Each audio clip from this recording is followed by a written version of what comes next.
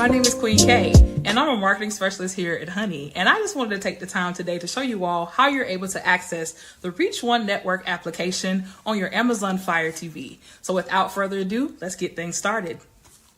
All right, so we're here on the landing page for the Fire TV. We're going to go ahead and use the voice command by searching by saying, Alexa, open Reach One Network. Here's Reach One Network. And we're here. So we have the live section, radio section, and video section. So immediately you see Honey. You can definitely tap in over to see what's the buzz there. Consistent 24/7 good stuff, content over there. As well as, like I said, the radio section. Here we have some great things for your listening pleasure. Just in case you want to listen into some things you may not want to, you might want to see anything. You want to listen. And last but not least, we have the video section, which is a repository of all the wonderful content that has come up and things that will be airing very soon. So I'm very excited to see what you guys think. So take some time, go through each tab and really just dig into the content here. And make sure you guys are rating us, and we're just happy to see you guys do this content. My name is Queen K, and I'll talk to you guys soon. Hi everyone, my name is Queen K, and I'm a marketing specialist here at Honey. And I just wanted to take the time today to show you all how you're able to access the Reach One Network application on your Amazon Fire TV. So without further ado, let's get things started. All right, so we're here on the landing page for the Fire TV. We're going to go ahead and use the voice command by searching by saying, Alexa, open Reach One Network. Here's Reach One Network. And we're here. So we have the live section, radio section, and video section. So immediately you see Honey. You can definitely tap in over to see what's the buzz there.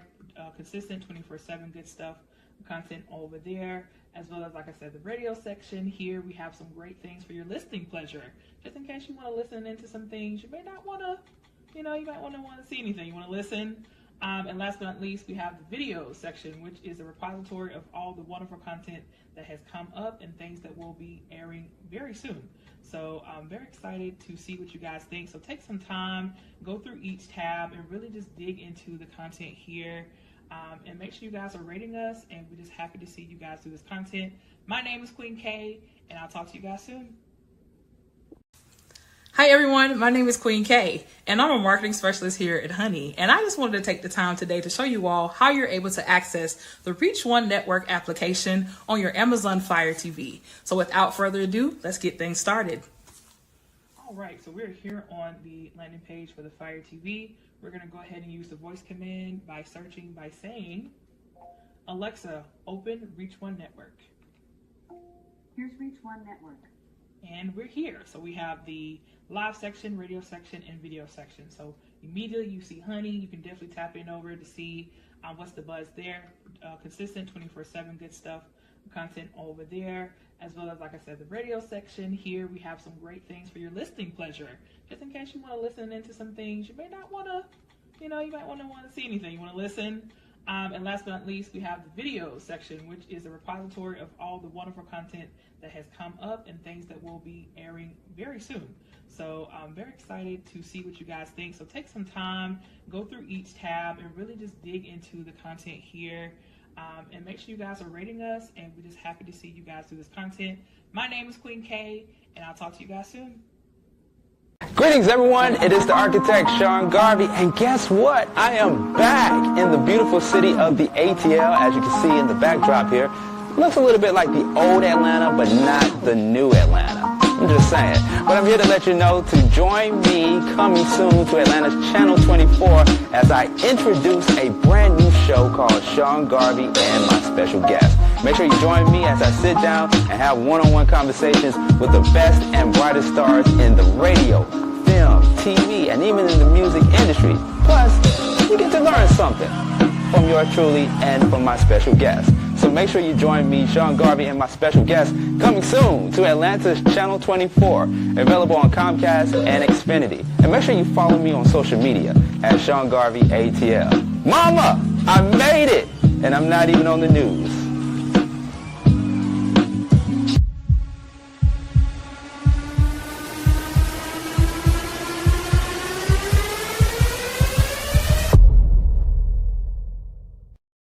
Greetings, everyone. It is the architect, Sean Garvey, and guess what? I am back in the beautiful city of the ATL, as you can see in the backdrop here.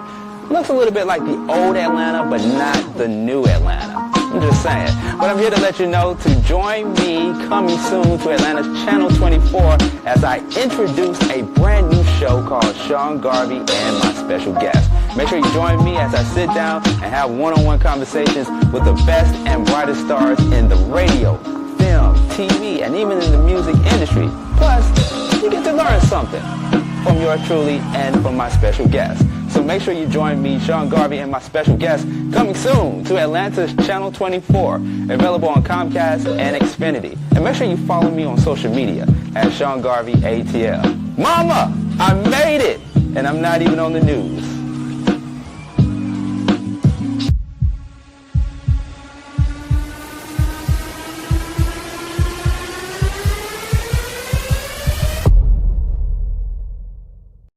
Greetings, everyone. It is the architect, Sean Garvey, and guess what? I am back in the beautiful city of the ATL, as you can see in the backdrop here.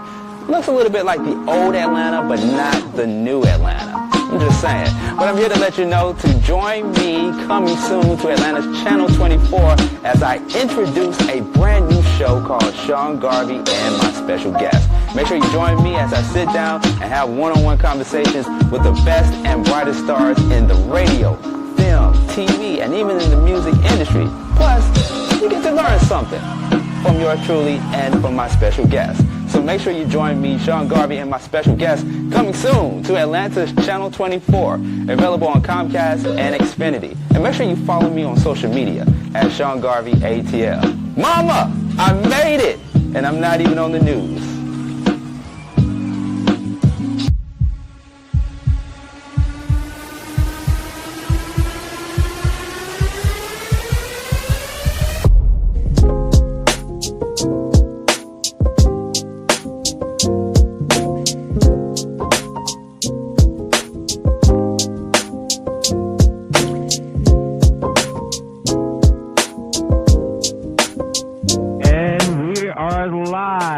Welcome to Therapy Ain't No Joke with your host, Sean Garvey, and joining with me once again by popular demand, certified forensic peer specialist or mentor, I should say, Rasta, aka Mr. Goodman or Mr. Goodman, aka Rasta, joining with us. How you doing this evening?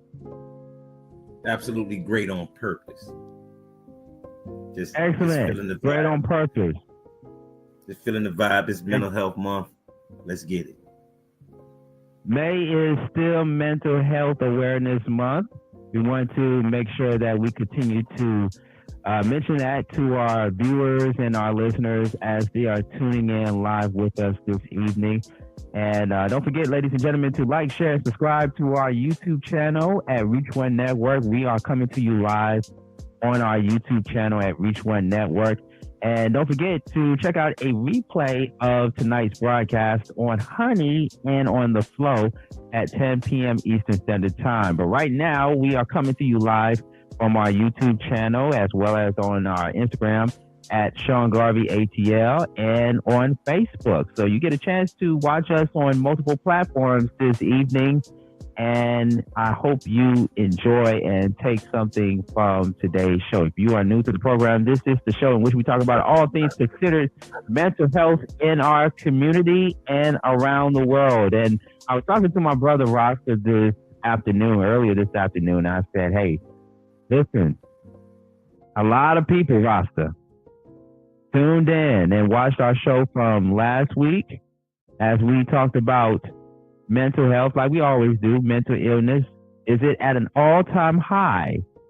And boy, the comments were coming in, the feedback were coming in, and I said to myself, you know what, we got to do a part 2, because due to the fact that May is Mental Health Awareness Month, and so many people are feeling the anxiety, feeling the pinch, feeling all types of different emotions right now, whether it's in the current state of political arena that we're in, or things dealing with our personal lives or in our professional lives, we got to keep this conversation going.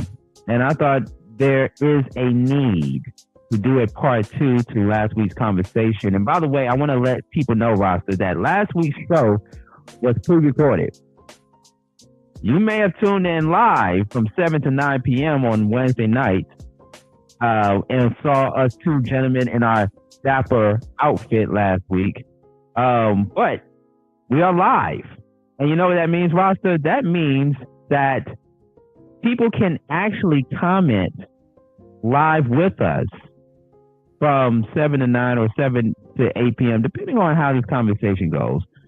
They can join in on the conversation, and we have already put in the YouTube. If you're watching us on YouTube, we put in the YouTube comment section that you can click the link below or right in front of you to join in on the conversation if you have something to say about mental illness, mental health, everything that we're going to be talking about tonight. Just click on the StreamYard link, and I, myself, the producer, will bring you on camera. All we ask in return is for you to not use any profanity, because we're going to be simulcasting also on ATL Community Media Channel 24, available on Comcast and Xfinity. So please watch the language. Do not use any profanity if you decide that you want to come on live with us by clicking on the StreamYard link below. So click on the StreamYard link below. I'm going to actually put it in the comment section on the Instagram at Sean Garvey ATL. So for all of my people that are watching us via Instagram, they can click on the link in the comment section. I want to try and pin it in just a few moments, but there you go for all of my Instagram users out there. Click on the StreamYard link below if you want to weigh in on tonight's conversation, because Rasta, this conversation is going to be heavy. Right. Let's do it. And by the way, bear with us, ladies and gentlemen. Rasta, I know we got some comments from people saying, hey, what's going on with Rasta's Wi-Fi? We're working on it. So just bear with us as we work on the process on getting Rasta straight. You know who would be great, Rasta, is that we would be in the studio together, not by way of virtual, but in the studio together. That would be so awesome. Absolutely. Hopefully, that's in the making. It is kind of in the air, so y'all please forgive me. However, we still gonna make this all about the. Yep. And that's why I'm here. Because there's going to be some nights where I'm going to be holding it down by myself. And then there's going to be some shows, some episodes where Rasta is going to be holding it down by himself. But that's why I'm here, ladies and gentlemen. You know, I do this producer thing, not just for the love, but for a living. So I got you. All right. So this has been on my mind for the past few days and even today, right? Even while I'm working. And I want to have an honest conversation, Rasta, and for the viewers and people that are tuning in, watching us live. I've been in some combative conversations with various people over the past few days. Some of them are what I call my friends, my colleagues, and what have you. And, if anybody, there we go. See, that's why I'm here. That's why I'm here, ladies and gentlemen. So Rasta will be back on in just a few moments. We had some technical difficulties with his connection there. But as I was saying, I've been in a few combative conversations with a few people over the past few days, both personally and professionally. And if anybody knows me personally, people know, or people that are close to me know, that I'm not a person of conflict. I'm not a person that likes to go toe-to-toe with anybody, or I don't like confrontation. I don't like get into arguments. I am a very chill type of person. I'm very laid back, right? And so I handle things accordingly, because it's all in how you react to things at the end of the day, and you don't want to react to something or towards somebody that's going to put you in a position or in a situation where it could escalate to something more worse. And as a person who is a mental health advocate, and I always deemed and consider myself to be a mental health advocate, I believe in diffusing the situation, de-escalating the situation by talking to people calmly and listening to them without interrupting them. I'm just like, hey, look, I'm just going to let you speak, let you get whatever you need to get off your chest or what have you. I'm not going to interrupt you. You're not going to interrupt me. If we are on the same alignment with each other, get off whatever you need to get off of your chest. I'm listening, and I just expect for you to do the same thing in the art of conversation. In the heat of the moment, when people react to things that they may not agree with, and it causes the other person to feel some type of way, then it's like, okay, we need to figure out a solution. We need to figure out a plan where all of us are happy. Not just you, not just me, but both of us are happy. We got Rasta back on. Rasta, you there? Ready.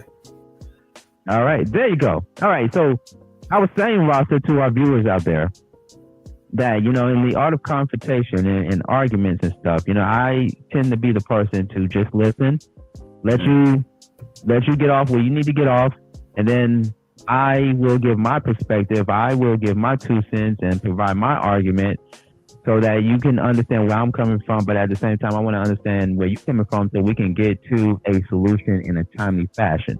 And then sometimes, when people tend to take it there to the next level or what have you, you pretty much just go accordingly and you go all the way there with them. And now it just becomes a very big, major issue. Right. And so what I want to talk about on today's show on Therapy Ain't No Joke, part 2 of our conversation from last week's show is mental illness at an all-time high, part 2. Why aren't you seeking therapy? And, as I talk to different people, Roster, and our viewers out there, as I continue to talk to people, I kind of find myself to be somewhat like a therapist. To give a disclaimer to our viewers and listeners out there, I am not a licensed therapist, so please consult with a licensed therapist before talking to me or before tuning into today's broadcast.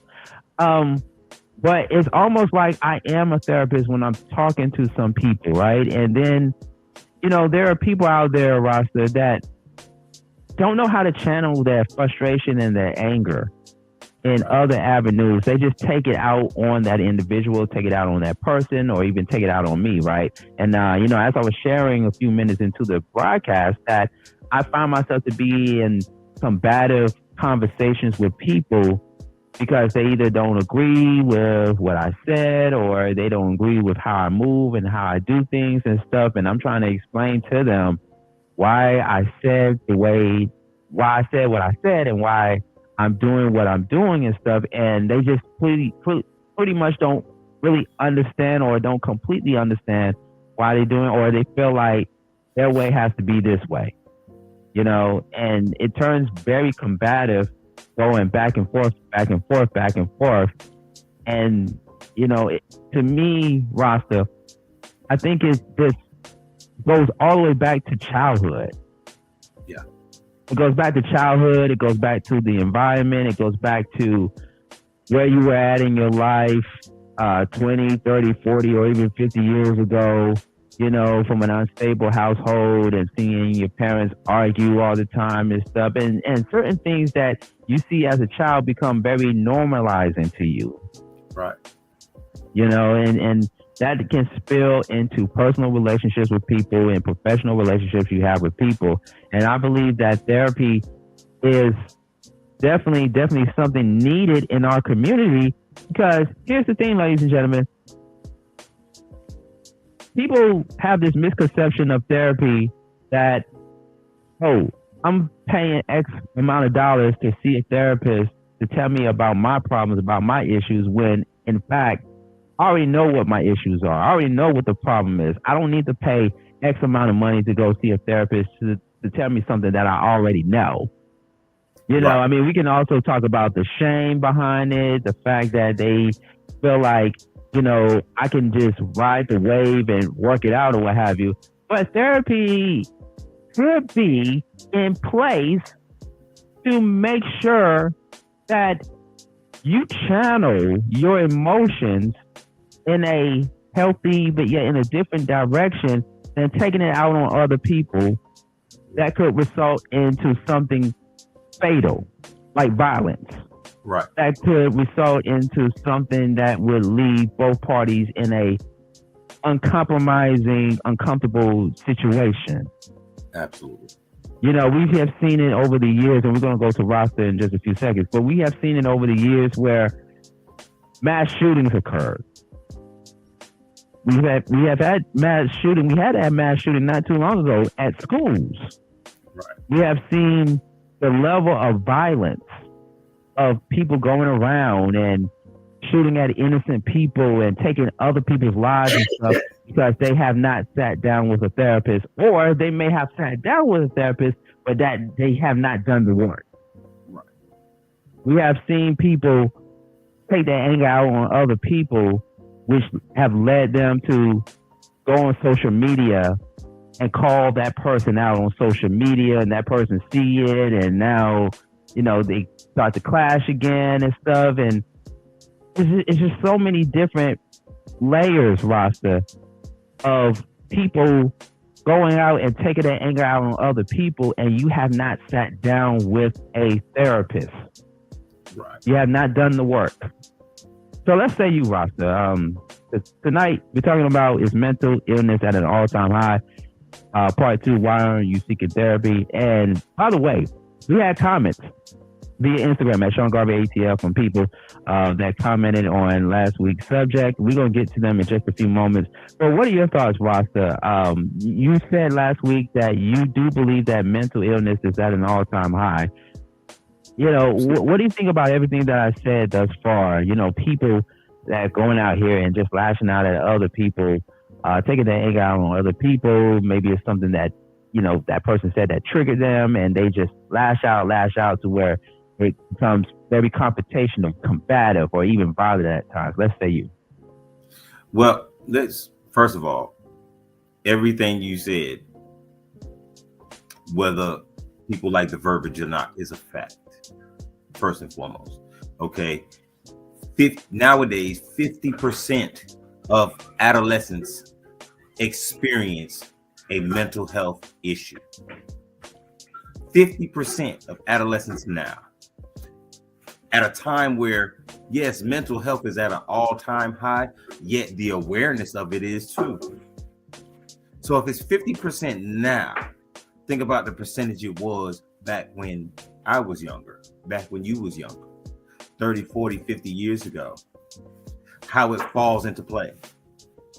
I remember when I was younger, I was probably about maybe 13, 14 years old. It was a young boy. He was probably about 6 or 7. He had a cousin that was about around the same age as him. They were playing. One pushed the other one. One left. After a while, I was there. I left. As I was leaving, the little boy was going back to that same area. Come to find out, maybe 10 minutes later, you hear a shot. The 7-year-old shot the other 7-year-old just because he wouldn't give him a cup sickle. That is a mental health issue. That stemmed from the home. I know the home. I'm familiar with the home he came from. A lot of violence, Right. A lot of abuse. No one had to speak about it because everybody's tough or they don't have a place to go. So reverting back to now, these days and times, yes, mental health has a wave of awareness now.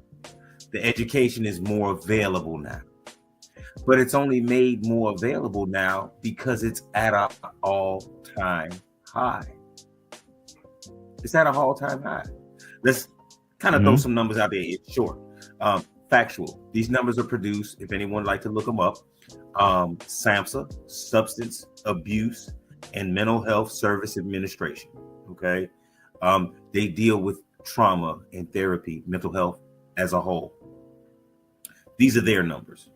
2018, roughly about 13 million people identified with a mental health issue. Okay.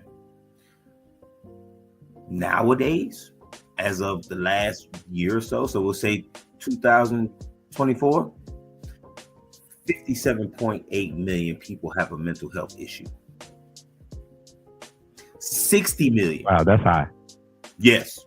60 million experience mental health issues in the last year. So we're talking 2018, roughly 13 million to 2024, ending of 24, processing into 25, 57 million. Let's be realistic. These are numbers. Anyone that cares to look them up, you're more than welcome, because that's just more awareness. This is Mental Health Awareness Month. That way we can be more informed and we can push the agenda together, opposed to having certain discrepancies about mental health as a whole. Part of that increase came in 2019. COVID. Okay. COVID-19. Yeah. COVID-19 from 2019 to 2020, that was kind of COVID triggered a significant increase in mental health issues, which contributes to that large spike. Mm-hmm. And let's go back a little bit in some of what I said, just in short. 50% of adolescents experience a mental health issue.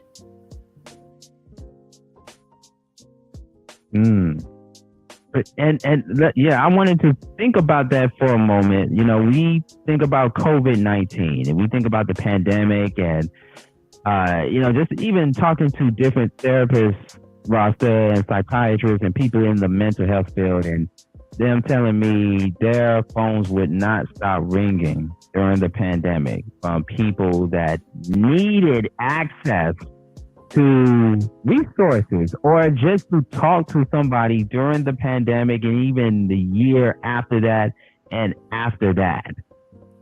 So I can only imagine the numbers being what they are. Very, very high, very, very high. So according to our sources here, and we get this information behind our opinion because I think it's very important, Rasta, that we inform the people on how heavy and how high mental illness here in America is. And so it appears that mental illness and related issues are indeed at an all-time high in the United States. Several factors contributed to this. Right. Including the COVID-19, like you just mentioned, the pandemic, increasing rates of substance use disorders, and rising suicide rates. We can't forget the number of people that have taken their lives over the years, the suicide rates. Mental health services are also struggling to keep up with the increased demand. Yeah. Over 40,000 suicides per year on average. 40,000 on average. Only roughly about 6% of that actually have thoughts of it. So let's just take the percentage of thoughts. 6% of the population have that thought. Just the thought alone. Throw a little extra in there. The average person, I believe I said it last time, the average person has roughly 60,000 thoughts a day. Out of those 60,000, roughly 11,000 is actually positive. So out of that 11,000, you mean to tell me out of 60,000 thoughts? If that's not a mental health issue, if that's not something to bring awareness to, Some people have mental health moments, not even knowing that that's what that is. Road rage. That's a slight adjustment in mental health. There's a person in a whole other car you don't even know, I've never seen before. Yeah, they cut you off. Yeah, it's aggravating, but you mean to tell me you want to run them down and roll your window down and scream irate things? That's an issue. It's just that simple. The cashier at the store, she's having a bad day. She want to curse you out so bad, and probably have. Why? People think attitude is normal. People is thinking now that aggression is normal. Thinking that disrespect is normal. If all the things that are offensive in life are becoming the norm, please, we all have to realize that that is a mental health issue. And I'm going to also put out some information there, and this is according to a recent survey, Rasta, courtesy of Gallup survey. It says here that nearly 3 in 10 American adults say they have been clinically diagnosed with depression in their lifetime, a nearly 10% increase since 2015, which wasn't even that long ago.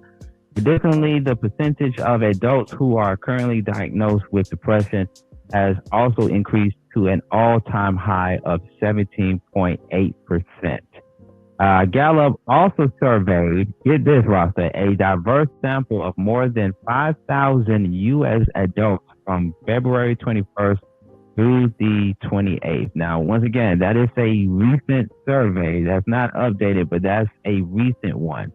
And so, Rasta, like, because prior to us coming on tonight's episode of Therapy Ain't No Joke, I know you had a whole lot to say you wanted to touch on the subject. We didn't get around to saying everything that we wanted to say last week. But why do you think the root cause of why people are not going to go to therapists or not seeking help or not seeking treatment? Because, you know, in this age, in this day of raising awareness about mental illness, about mental health, and always talking about mental health, there are people out there that are still not going to go see a therapist. Why is that? From my experience, what I've seen, not just statistics, but that plays a part. Just by my lived experience alone, the stigma behind if we go get help, we're weak. Some people even use faith-based beliefs as a defense against going to get therapy. Well, you know, God got me. God will protect me. He'll take care of it. For the record, I believe that wholeheartedly. Keep pushing, keep praising, especially if that's what's working. Go for it. However, the Most High, if we're going to use that lane of thought and train of thought, the Most High gave people the ability to be there to listen to your issues and help you navigate through them with different pathways, whether it's in recovery or just a stable mental health space. So a lot of people are stuck behind the stigma of, I ain't going to get no help. I ain't weak. I ain't no such and such and such. And then their friends are doing the same thing. Oh, you going to see a psychiatrist? Oh, man, you crazy. You tripping. Nobody wants to be looked at like that. Not realizing that therapy is the help. Not realizing that most people provide therapy for each other, just not on a professional level. So if we could remember that if I talk to my best friend or I talk to my wife, I have an amazing wife, by the way, love her to death. If I talk to my wife about a problem, she's my therapist in the moment. She's not licensed. But at the same time, if I'm talking to my wife about a problem that she has no knowledge of or strong knowledge or experience in, I'm still stuck. But I think I'm okay because I spoke to somebody. Sure didn't get no real help. So now we stuck again. But we think we're okay because we got it out. But we got it out with no residual. Or what do they call it? There's no reciprocity. There's nothing going back and forth in order to make that support stronger. It's all stigmas on how we was raised. You know, what's done in the house, stay in the house. What's in the family, stay in the family. Don't talk to nobody. You better not tell nobody. I'm here to let everybody and anybody know. And if you're listening, please seek help if you feel deep down inside you need help. If you feel confused deep down inside, get help. If you're unsure about what kind of help to do, please know this. I didn't have it growing up. Y'all have it. It's called a cell phone with internet. You literally have the entire world in the palm of your hands. We tend to forget about that when we scrolling and posting and allowing the things that we scroll and see affect us as well, activate us, give us bad thoughts, seeing certain comments. That's activating us, that's setting us back, scaring us, or allowing us to be in a delusional state, depending on what we're viewing. We take time to do that, but we won't take time to scroll and get help or scroll to certain websites that are provided for recovery or therapeutic purposes. Please take your time, pick your phone up, seek assistance. That's the gist overall, brother. It's just a stigma of how a person was raised thinking that help is weak. Yeah. You know, you said something that was very interesting, and then I remember talking to someone about if they ever thought about going to seek or get therapy. And, you know, something you said just a few moments ago about, you know, you being married and you could go to your wife. Your wife is a therapist in that moment. She's not a licensed therapist, but she's a therapist in that moment because you can talk to her about any and everything.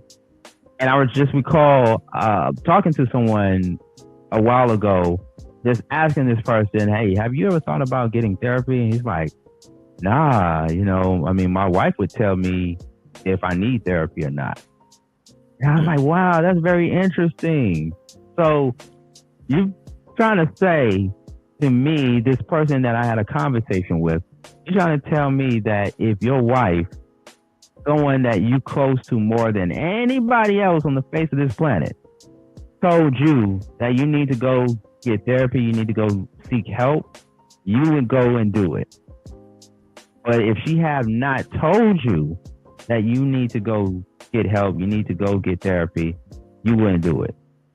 You find that to be very interesting. So, you know, we kind of become, and correct me if I'm wrong, Ross, but we kind of become codependent to that loved one, to that spouse, to that person we're in a personal relationship to tell us whether or not we need to go seek therapy. I mean, is that accurate? Unfortunately, yes. Trauma has a codependency too. And trauma is the one thing that speaks every language across the world. Whether you're of any ethnic background, whatever language you speak, whatever country you come from, trauma speaks that language. And trauma builds its own bond. So let's say you and I, we grew up together, same house and all. You always picking on me. You always hurting my feelings. Me and you always fighting. Guess what? Can't nobody hurt you. Can't nobody pick on you because I'm there. That codependency in trauma also keeps people together. And if my trauma partner says I'm good, then I'm good. Because only my trauma partner can tell me that I need help because they the ones that know you're stupid. You crazy. I'm proud of you. You're dumb. They're the closest to me. They would know. Ooh. They would We know. get into They're that around conversation that, yeah, we get into that see what I'm conversation of trauma bond. Yeah. Mm-hmm. Exactly. It's no different than a male or female that is in an abusive, physical abusive, or mentally or verbal abusive language. That if this person's getting beat on verbally, mentally, spiritually, emotionally, they still have an attachment to this person and will defend this person, and vice versa. I was a victim of that at one time. Let me use my lived experience for a minute. There were times where I was a complete difficult individual, ignorant at times, belligerent. Yet, the person stuck by me. But I was their trauma. Technically, I was their downfall. I was their trigger. But at the same time, I'm trying to help them. You know, you could do this to be better. You know, you could try to read this or study this, right? I'm trying to heal you, but I'm the one hurting you. I'm trying to give you advice on how to be a better you, but I'm the one abusing you. Wow. Wow, that's powerful. That is powerful. Why does that sound so familiar right now? I mean, you know, I don't want to state the obvious, or, you know, this is not the type of show where we want to touch on certain things. I mean, there are certain things we can touch on that's happening in current events, but I know with the ongoing situation that's happening right now in court between Diddy and Cassie, we all know the story. We're not going to take up the entire show to talk about that. But what you said is similar to what's going on and what is being presented in court following the difficult relationship that Cassie was in with Diddy. So, you know, you illustrated that so well, that even in relationships where things become verbal, like verbal attack, even at times a physical attack, it could be normalizing. It could be very normalized to that person, where that person would defend that other individual and tell people, oh, you know, he gets angry at times, or, oh, she's just like that. You know, that's just her personality. And we just let it go. We just let it go. We let it ride until something really, really happens where people are hurt. People are dead in the process. And it's all, you know, it all goes back to not putting in the work when it comes to therapy. Why? Because therapy ain't no joke. That's the name of our show tonight. If you're watching and tuning in, we are following up to our conversation from last week in regards to mental illness. Is mental illness at an all-time high? Part 2. And the second question to that is, why aren't you seeking therapy? I did a promo earlier, Rasta, and I said, hey, there are people out there that I know personally, that need to go seek help. They need to go seek therapy. They need to go get with a licensed therapist. They need to sit with somebody. Personally, I know a few people off the top of my head that I know need to go and sit down with a therapist. And they may have sat down with a therapist and was like, oh, you know, it ain't for me. Or, you know, that person, you know, that person was just telling me things, and I'm just like, nah, I'm good. You know, I can work it out on my own and stuff like that. But, you know, what kind of work is the person not doing? Because I think sometimes, you know, they go to a therapist because somebody told them that they need to go seek a therapist. It's more to that. But it's almost like going to the gym, if I can put it in that context. It's like going to the gym and working out. You need to work on your body. You need to work on your legs. You need to get in shape, stay in shape, so you can live a healthier lifestyle and avoid these common diseases and illnesses that could or may occur. So it's the same thing with going to a therapist on the regular and putting in the work. Well, you know, what other factors, what other key factors, Rasta, do you think people have or contributed or may have inherited, I should say, into where they don't want to go put in the work. They don't want to do the work. They don't want to, work on being a better version of themselves. What are some of the key factors there? Well, first I'm gonna start by using the example that you gave. People going to therapy, saying a couple things, listening to the therapist, leaving. They might have been going there a week, 2 weeks, a month, maybe a year. Nothing's changing. That's the equivalent of your gym scenario. I go to the gym.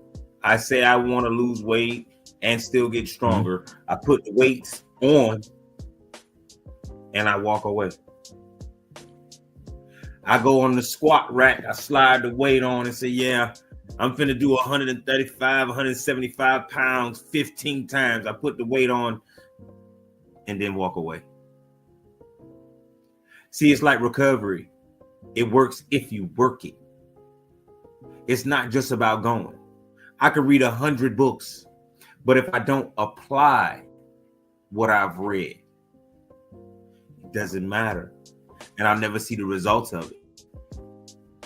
And in some cases, I might be like, man, I read them books for nothing. They ain't did nothing.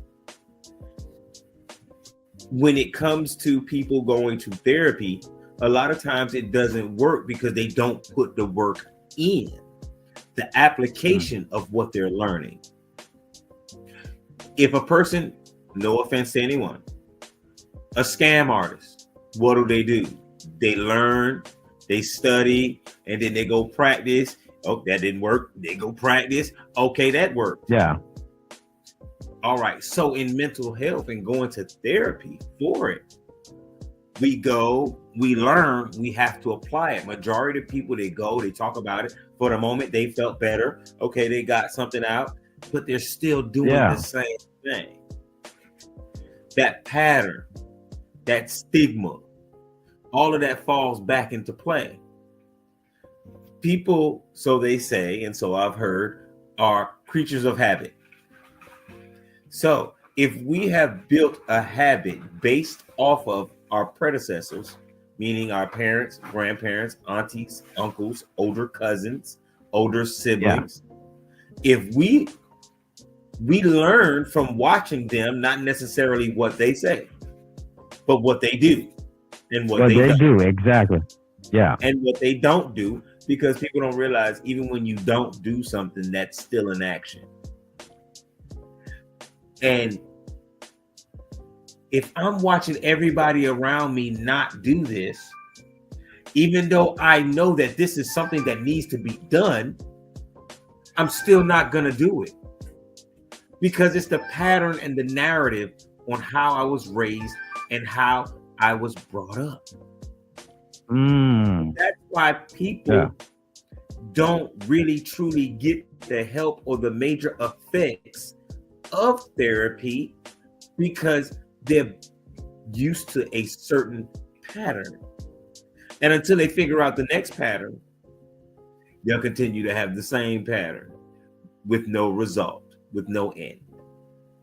So the trauma language continues to speak to them just in a different tone. So now they think they're okay. It's no different than I talk to you in this manner, and then in a few minutes, I say the same thing, but really low. See, this low is therapy. I hear it, but it's kind of vague. But this is the life I normally live, based off of how I grew up, the home I grew up in, the relationships I've had. It's very loud and it's very clear, even if it makes no sense. Wow. Learned behavior. A lot of things are learned behavior. We as children, now as adults, we soak up everything like sponges. We hear that a lot. We're like children. We soak up everything that we learn in the household. and we apply it into our adult life as we get older. And, sometimes we don't know where we get it from until we realize in our minds, we go back to our childhood. It's like, oh, wow. I learned this because of this person or that person, or I've seen this person in the household do this, or I've seen that person do that in the environment that I was in. A lot of things we tend to inherit as kids is all learned behavior. Learned behavior. Yeah. Yeah. Scientifically, factually speaking, right? Because even though we have opinion and we respect each other's opinion, we still have to put the facts into play. Okay? A child's basic learning experience is from 4 months in the womb to 3 years outside of the womb. So, this woman is pregnant, arguing back and forth with the father or anybody, going through drama, this, that, and the third. And let's keep it as respectful as possible. They're not on no alcohol. They're not on no kind of drugs, okay? Just the constant arguing, the bickering, being upset, being sad, being mad. Now, remember, 4 months in the womb to 3 years out is a child's basic foundation of their life. You're going through this in the womb for the next 5.5, maybe 6 months. This is learned behavior in the womb. Facts, if a woman is laying down and you put headphones on and it's Spanish, you could actually teach your child Spanish in the womb. So if you could teach your child Spanish in the womb, picture if your child speaks the same language you speak and hear you going through this and are connected to your emotions, they're going through what you're going through. They're feeling what you're feeling. They're rationalizing the same thoughts that you're rationalizing. They just may not have no clue of how to process that because they're not here yet. Then when they come out in the world, they're left there to holler. Oh, that baby just hollering. Don't worry about it. I already changed the baby. I already fed the baby. Okay, did you burp the baby? Do you know what certain tones of a baby mean? Literally, they all mean different things. It's not just a baby trying to talk just to be talking. No, they're trying to tell you something. Yeah. But you steady placing this trauma on this child. Then when they get 2 years old, 3 years old, all of a sudden, you're a little bad behind. You always doing this. You always doing that. For all the viewers, this one's personal for me. I would like you to really acknowledge the fact that if this is a child and you're constantly saying, you're bad, you always doing this, you are bad. Believe it or not, that repetitive motion of your lips that say you're bad, you're training this child to believe that they're bad. And that's what they become. You're programming your child to be bad. And then when you whoop them physically or in any other manner, when you discipline your child physically, what you're saying is it's okay to lash out at somebody when you're in your feelings. So in tune, when this child starts going to school and they get in their feelings and they hit another child, they learned that from you. Now, why did you discipline that child again when the school called you? That was learned from you. That's a learned behavior from in the womb. See, a lot of people want to say what we can do now and how we can do it. But when we start digging deep where this started from, let's really get into it by touching on it, acknowledging it, and then on our own, we can go back and do our research and then look back at our own life and see what's really going on. Yeah. Because remember, you gotta think. It is Mental Health Awareness Month. So let's take the opportunity to realize that therapy is not a joke. Yeah. It is. It is not really. Yeah. That's why we're having this conversation tonight. Is mental illness at an all-time high. Part 2 to our conversation from last week Why aren't you seeking therapy? We also have the StreamYard link in the bottom of the comment section on YouTube, just in case you are watching us on YouTube. You can also check us out on Instagram at Sean Garvey ATL, as well as on Facebook at Sean Garvey. We have Certified Forensic Peer Mentor Rasta hanging out with me this evening with yours truly, Sean Garvey. And we got some comments that we are open to share live right here on Therapy Ain't No Joke. All the way from Ghana, Africa, we got Kofi. Kofi says, watching y'all live from Ghana. Salute you all. So thank you. Big shout out to the people out there in Ghana, Africa, and just the entire continent of Africa. Such a very beautiful place. Thank you so much, Kofi from Ghana, checking in with us. Continue to watch and keep supporting Therapy Ain't No Joke. As we continue to talk about, is mental health, or mental illness, I should say, is mental illness at an all-time high?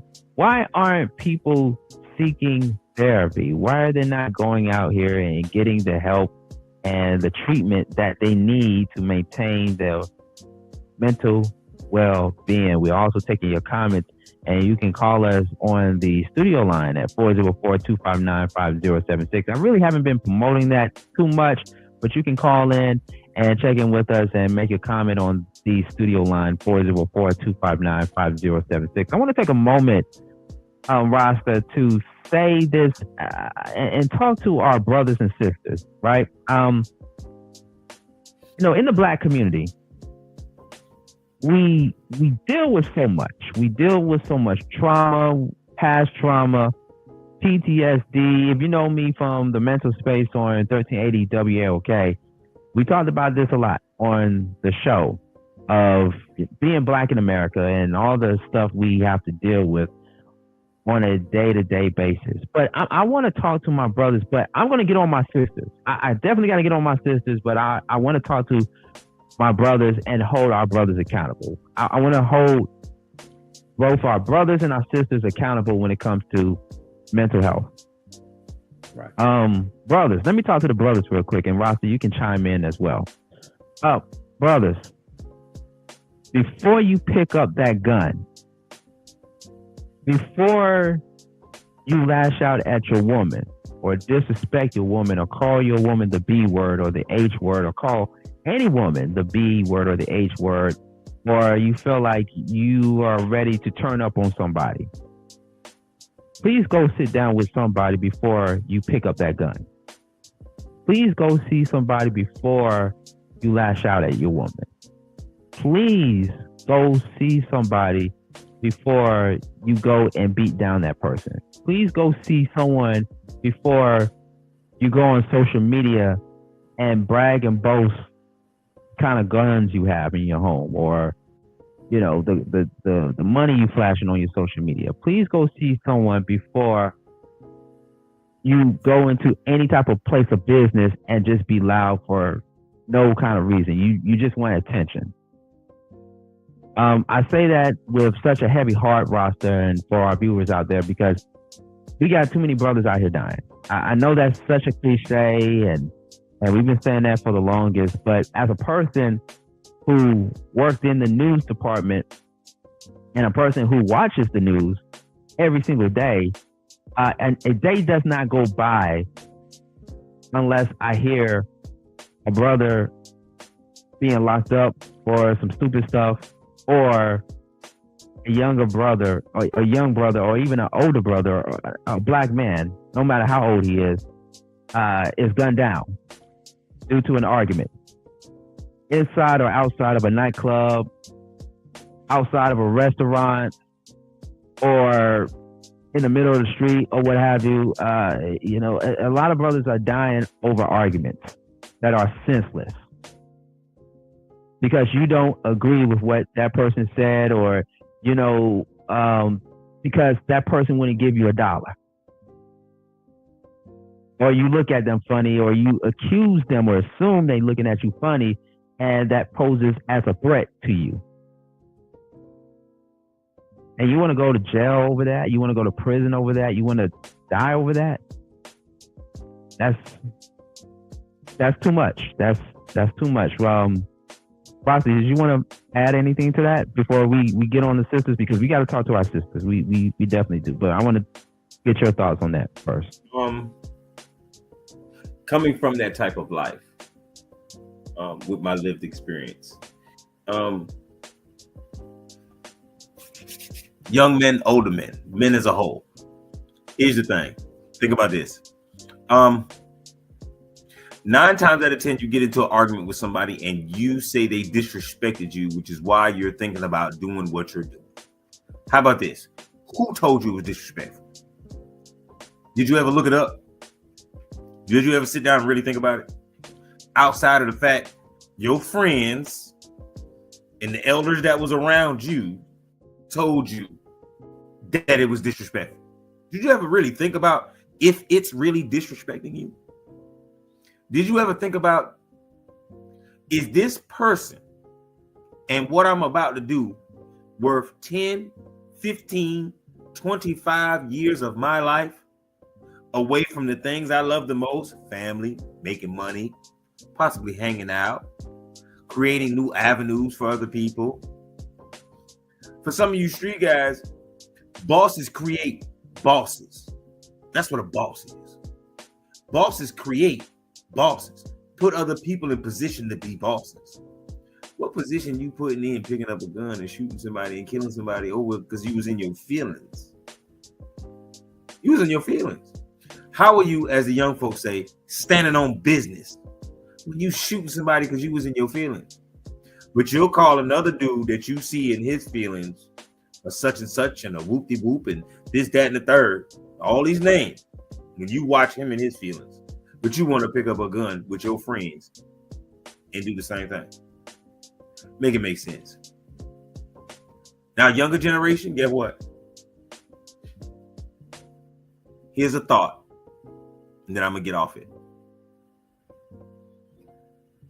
Will your friend or friends come feed you when you paralyzed from the neck down? While your family go to work and try to figure out how to pay for these bills? Is your friend going to come over there and wash your behind and change your sheets and change that bag you got on your side? Is he or she going to do that?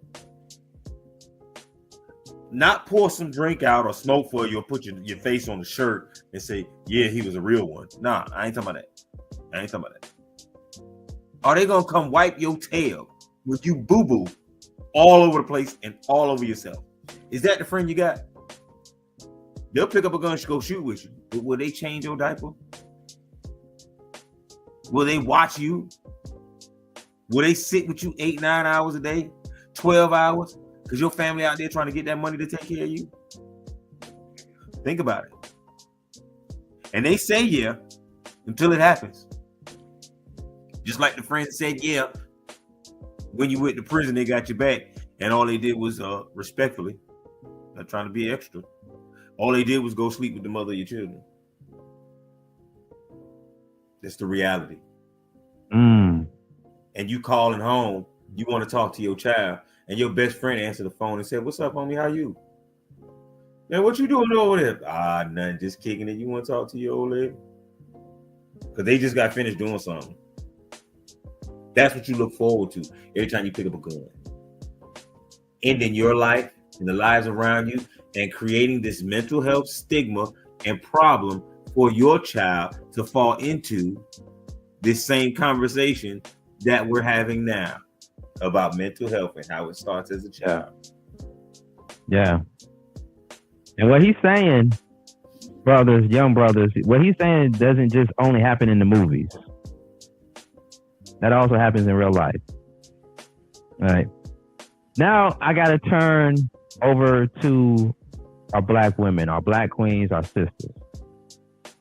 Let me just say, before I get into it, I love y'all. I come from a black woman. I come from a black mother. Most of my life, I've been around nothing but black women. I have black female friends. I have black female cousins. I have black female aunties. I every day I'm always around a black woman. My supervisors that I work in the media entertainment industry, a lot of them are black women. I work under a black woman for one particular company that I work for outside of my company. So I love my black women. I love my black queens. Let me just say that first. But for some of my sisters out there, whether I know you personally or not, let me just say that what you went through as a child, what you went through as a teenager, should not have happened. I don't hope and pray for any of that to happen, not even on my worst enemies. Sometimes I don't consider my enemies to be my enemies. That's a whole different conversation. But I don't wish that for anybody. And if I had a superpower, because, you know, sometimes we get asked that question, Rasta, like, what would be your superpower? And besides reading minds, I would say going back in time and being a superhero and saving that young black girl from that molester, or saving that young black girl from that rapist, or saving that young black girl from that dysfunctional household, or from that home where her dad wasn't around her all the time and all he kept doing was yelling at her, and bringing some form of trauma to her from the time she was a little girl to her teenage years, not being there for her and bringing her so much trauma, and not just only from the daddy, but also from the mama. I wish I could go back in time and be a superhero to a lot of young black girls that went through that. But I can't. I'm sorry. I can't. I can't do that. I can't. But I also want to say to my sisters out there, I'm not your enemy. Rasta is not your enemy.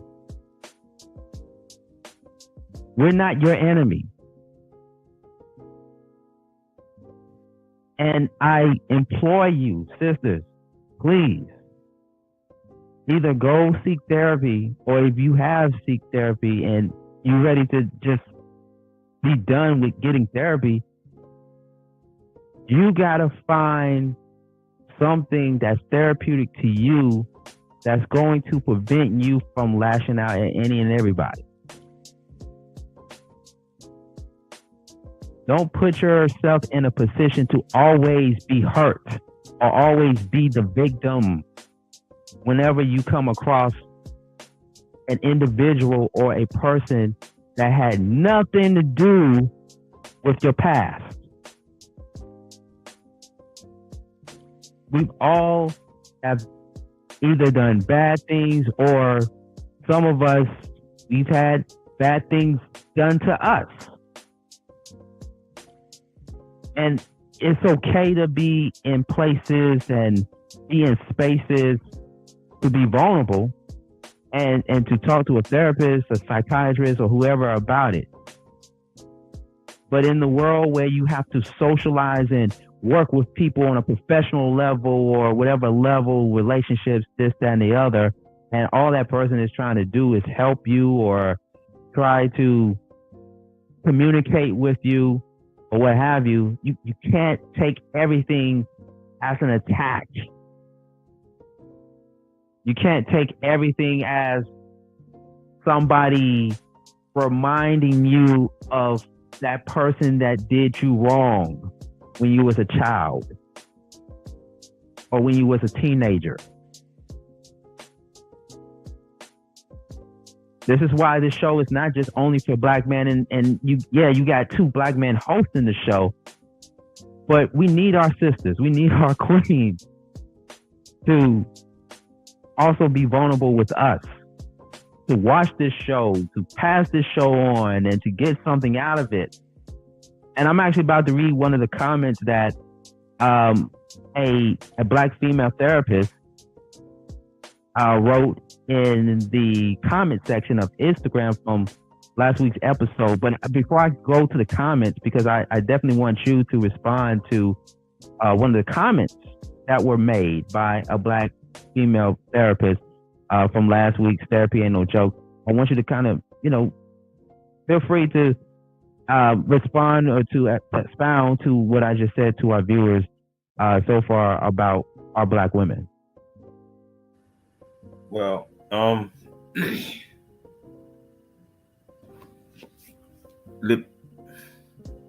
y'all may not never hear this again. But a nation can rise no higher than its women. Point blank. Women, y'all are the key to a whole nother realm of growth, to a whole nother realm of life, in a space that only you can hold. Between my grandmother, my mother, and my wife, and watching my daughters, I have learned so much. My wife is a large contributor to the stabilization of my mental health as a melanated man. Women, when you get on your guys and you tear him down, he becomes worse. I'm not saying stern conversations don't need to be had, but they need to be conversations. I love you. I miss you. I'm proud of you. I see you. You got it. You'll figure it out.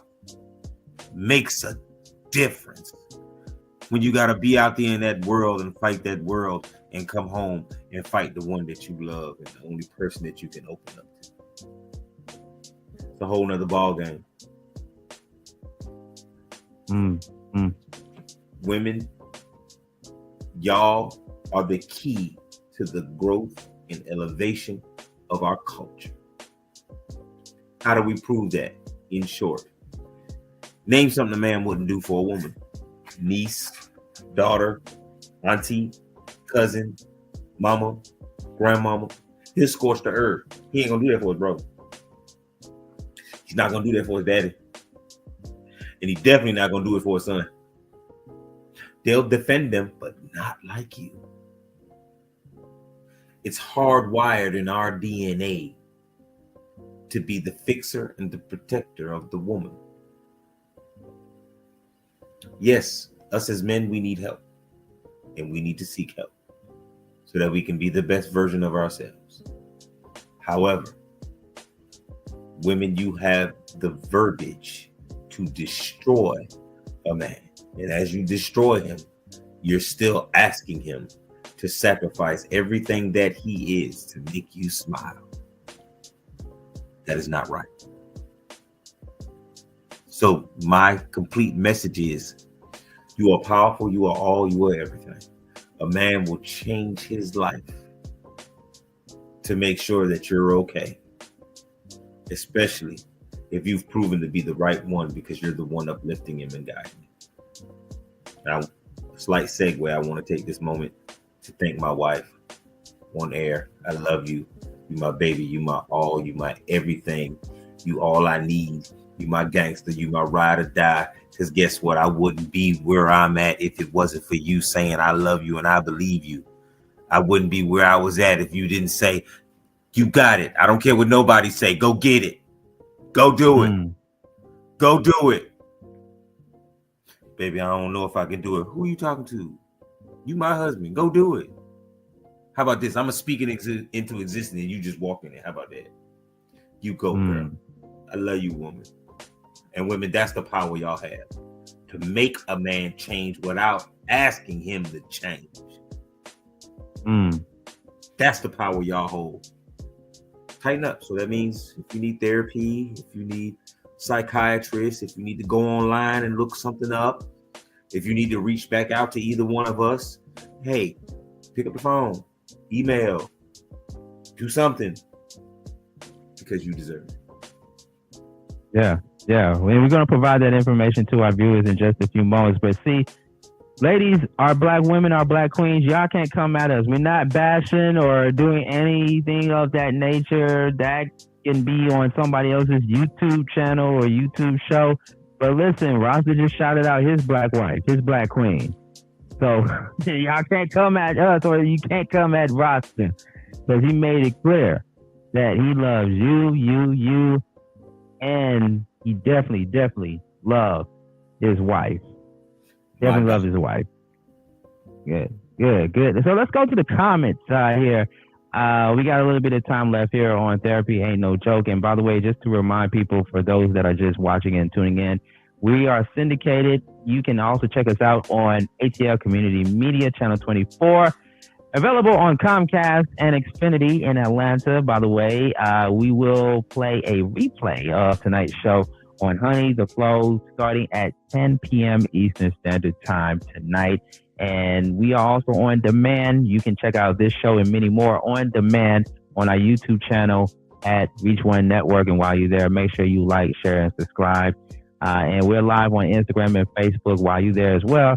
Feel free to follow me on Facebook and on Instagram at Sean Garvey ATL. May is Mental Health Awareness Month. And just like last week, we are doing a quarterback conversation with another question we are asking the public that are tuning in to watch Therapy Ain't No Joke. Is mental illness at an all-time high? Part 2, why aren't you seeking therapy? Now, if you recall last week, Rasta and the viewers out there, we had some people commenting in real time on the subject at hand. And I want to mention a comment that a listener made while we were on live Instagram and on YouTube, and it was towards the subject on mental illness at an all-time high. This comes from Renovating Minds LLC. That's Renovating Minds LLC via Instagram. And this person happens to be a black female therapist.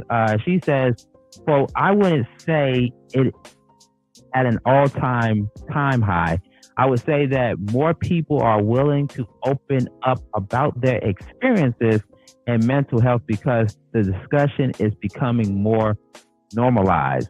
She also goes on to say this is a good thing as it is a step in the right direction to break the stigma attached to mental health illness.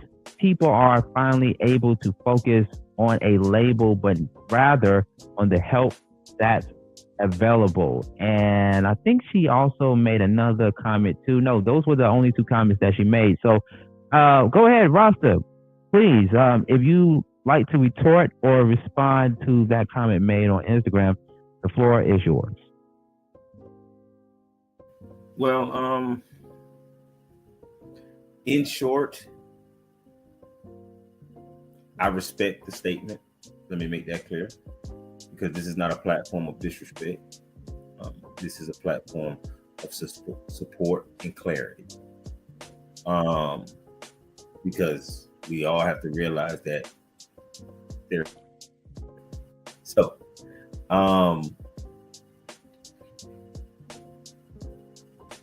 mental illness is at an all-time high, regardless of the awareness that is out there and the education that is available. That is just a fact. Anything outside of that is just an opinion.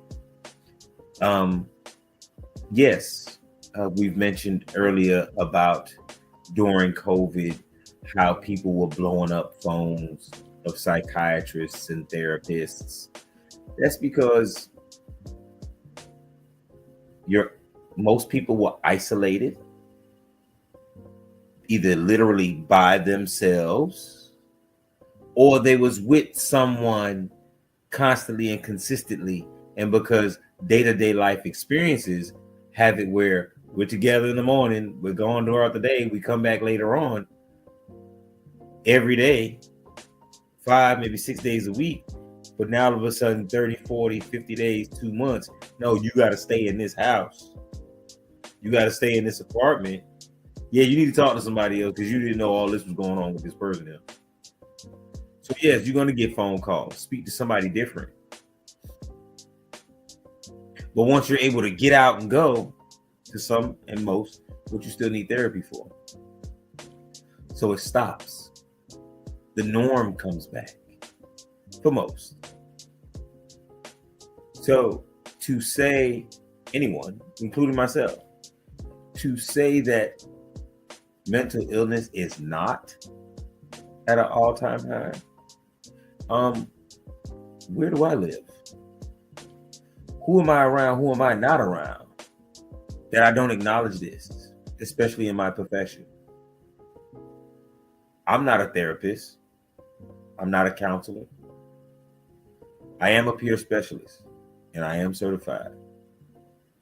My lived experience gives me that authority in that certification. My constant study and elevation in my profession gives me that experience and authority to say, me, would be a fool if I thought that because I don't see it, or I'm not around it, or I'm not a part of it, it doesn't exist. That is mental health. And that's a mental health issue too, if I thought that. Because something would be wrong. That's like saying, because I'm in my house and I don't see trucks riding by my house, I don't hear them riding by my house, that nothing in the world is getting delivered. Because I don't hear it or see it. There is no store open right now because I'm in my house. I can't see it. And I'm not going. Nobody in my house left to go to no store, so they all must be closed. All of them. They're not open.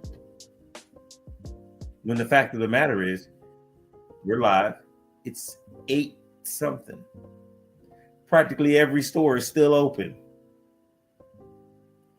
And I have to identify the fact that when we relate that back to the conversation, just because I don't see it, just because I'm not a part of it, doesn't mean it's not happening.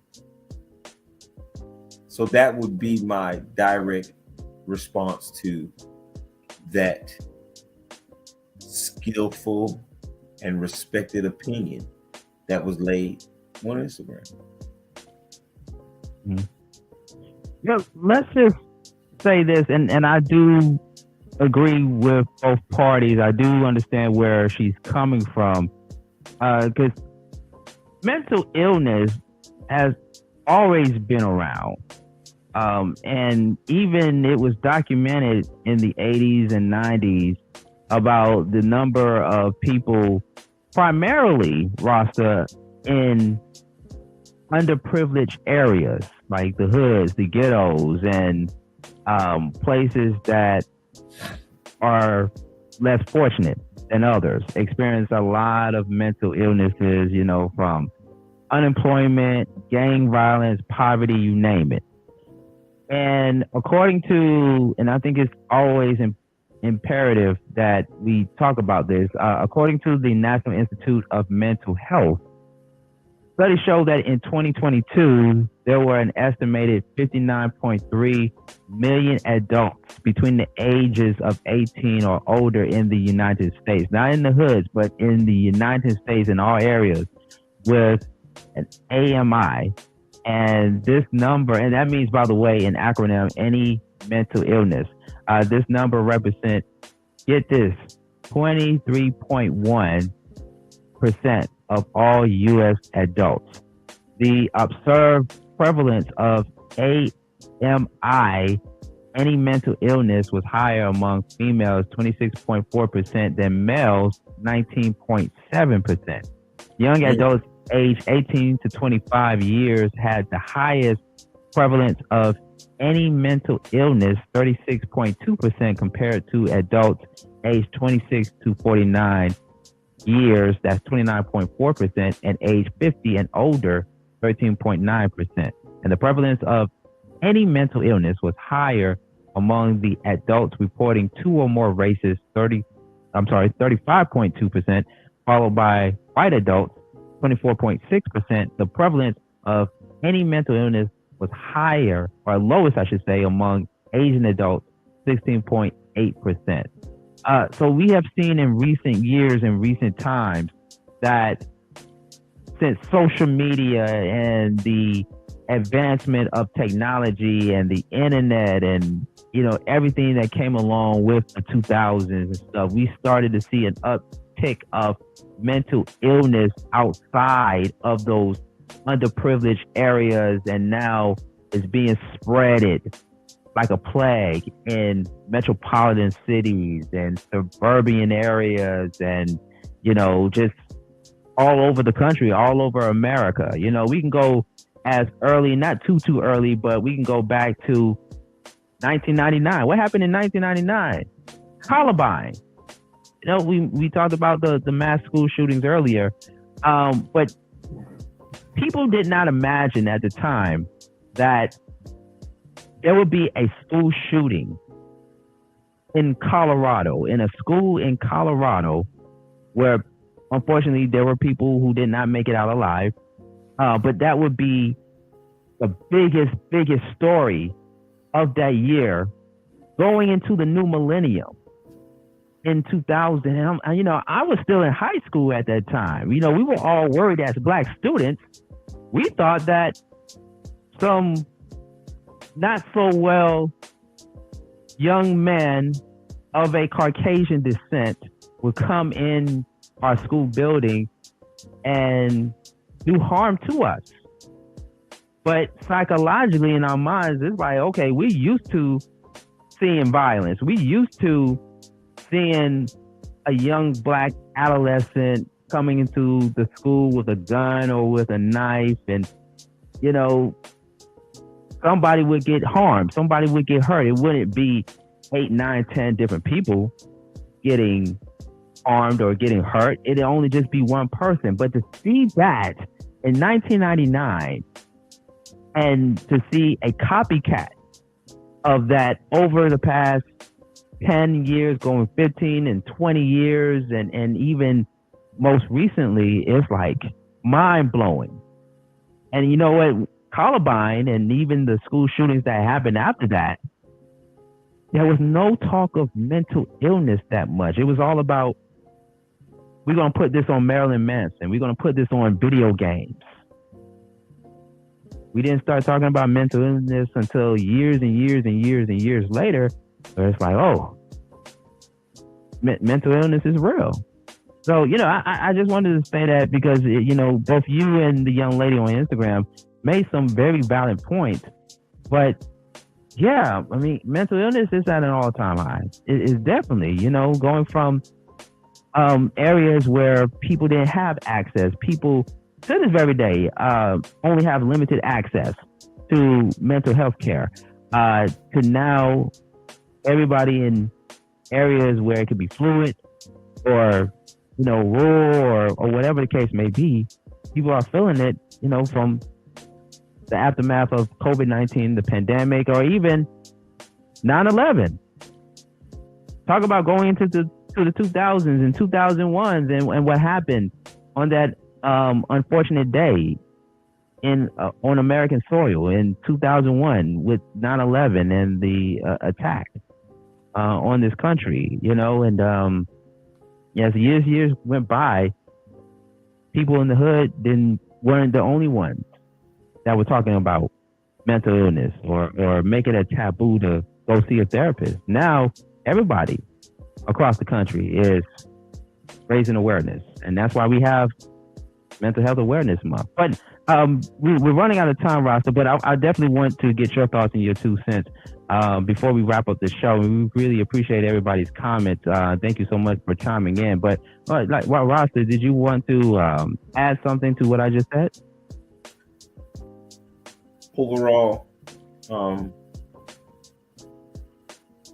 if we just take our time to be the best version of ourselves, whatever that means, as long as it adds to us and it doesn't take away, literally. In every decision we make to the best of our ability, what does this add to me? Because if it doesn't add to you, it takes away. If it keeps you stagnant, it's still taking away. You brought up the 90s. So in short, I looked something up a while back, between 1990 and 1992, right? mental health was serious. There were certain things going on in those times. And even though numbers fluctuated some from the 80s, it wasn't much, but more people sought help. So I say that to say, even statistically, if it wasn't reported that mental health issues were around and wasn't pointed out by the higher ups, so to speak, the people knew that they needed help. See, back then, it was love and peace and growth. Nowadays, it's forget you, what you stand on, and everything you believe in, because it's all about me and my feelings. The music back then taught love and consciousness. Nowadays, it's hate, sex, I'm gonna cheat on you, I'm gonna kill you. Let's make that make sense. So our music is contributing to mental health. But this is the thing that people go to calm down, to clear their mind. So we're clearing our mind with something that's telling us to do wrong, and it's actually calming us down. Wow. Then you have people who, it's a nice beat, like they really just listen to the beat, nothing else. The words are irrelevant, and that 808 drum get the beating. You know, they're kind of in tune with their culture. But on the outside, if somebody was listening to the song, they'd be like, what are you listening to? Not realizing that that's that person's train of thought. All I want is the beat. Although that may seem kind of weird if you think about it, that is a great form of therapy. If you had the ability to hear the beat and not the words. So, my last note overall would be, please seek help. Ask someone if they think you need help. Self-evaluation is everything. Don't be afraid to ask for help. Please don't be afraid. You're not alone. The statistic says so. Over 50 million people out there. So if you need help, you one of them 50 or the people that they couldn't count. That means you're not alone. One day at a time. Step by step. You got it. I know you got it. Because I'm the evidence of everything that I'm telling you. I'm the evidence of everything I'm telling you. And please don't make this mistake before I be quiet. When you seek the help and you get the help and things are going better, please don't think it's okay to stop receiving help. It doesn't mean stop. Oh, I got it. I feel better now. I done made these changes. Keep going. Because it works if you work it. Yeah. There you go. There you go. Well, Rasta, aka Mr. Goodman, another great episode in the books. We really appreciate it. And I just only have one last time for one more comment here. And this comes from Radell checking in. He said that in this political climate that we find ourselves living in, Black media is mad important. And I think he said DEI is not the move. With that being said, good luck with your show, brother. Okay, that's a whole different conversation. Maybe we will revisit that or next week. But next week, we might have a special guest, Rasta. It is Mental Health Awareness Month, and I definitely want to bring on a guest next week to touch more on mental health awareness. So, Rasta, before we get up out of here, go ahead and give the viewers, the listeners, your contact information or any information you want to provide to our viewers in case they need your resources or to seek help.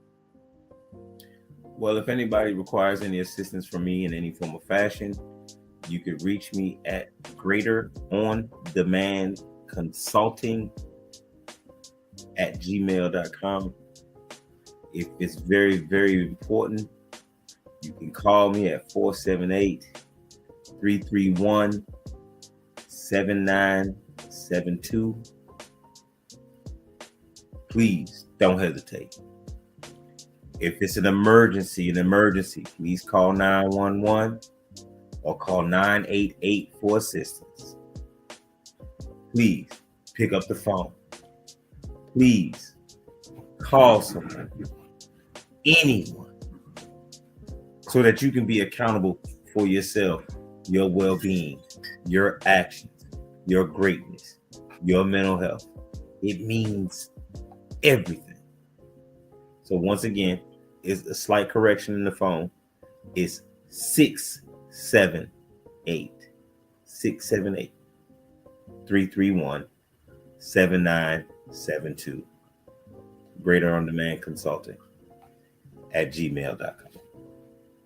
And I promise on next episode, on the next episode of Therapy Ain't No Joke, we're going to get that information on our screen so that way our viewers and our listeners can have some time to take down that information and write it down and contact you and your team for additional resources and services. But they can always go back and play this again and again and again to get that information. We will have this episode on demand on the Honey channel, Honey streaming app, and on our YouTube at Reach One Network for on-demand purposes. And speaking of Honey, you can check out this episode tonight at 10 p.m. Eastern Standard Time, as well as on the Flow Television Network.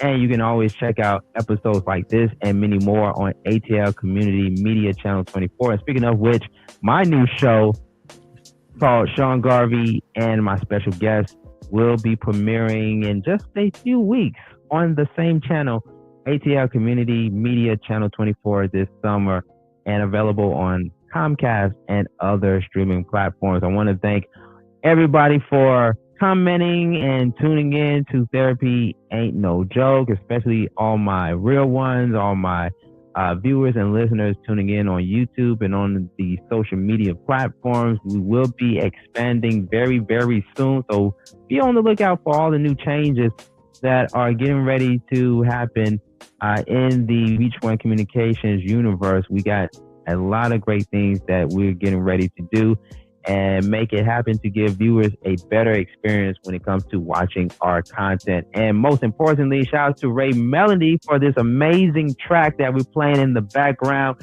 courtesy of Ray Melody. Make sure you follow her on social media at Ray Melody. She got them beats.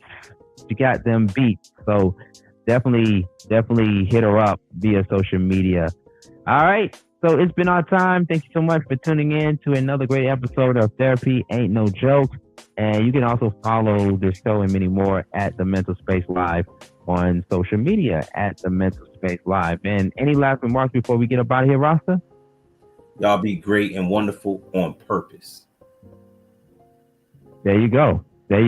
Oh, and we cannot forget, Rasta, very important as well, too, because we did put it up on the screen here, the National Alliance for Mental Illness helpline at 1-800-950-NAMI. That is 1-800-950-6264, or you can send them an email to info@nami.org. Their operational hours are from 10 a.m. to 10 p.m. Eastern Standard Time. But if you need to talk to somebody after hours or 24/7, there you go. The 988 3-digit number there, in case you or someone you know is facing a mental health crisis or a suicide situation. Please call the Crisis and Suicide Lifeline 988 if you or someone you know is facing a mental health crisis. All right, so we're going to leave that up there for a few seconds, but until the next time, we will see you all again with our special guest next Wednesday night, same time, same affiliate, market, platforms. Therapy Ain't No Joke. Rasta and Sean Garvey signing off. Take care and have a great evening.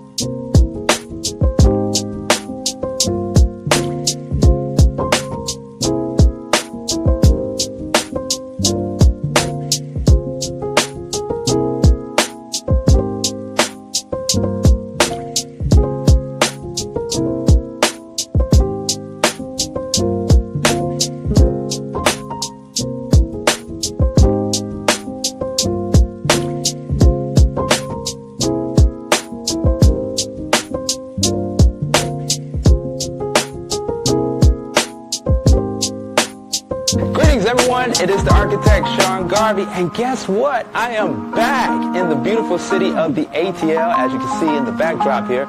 Looks a little bit like the old Atlanta, but not the new Atlanta. I'm just saying.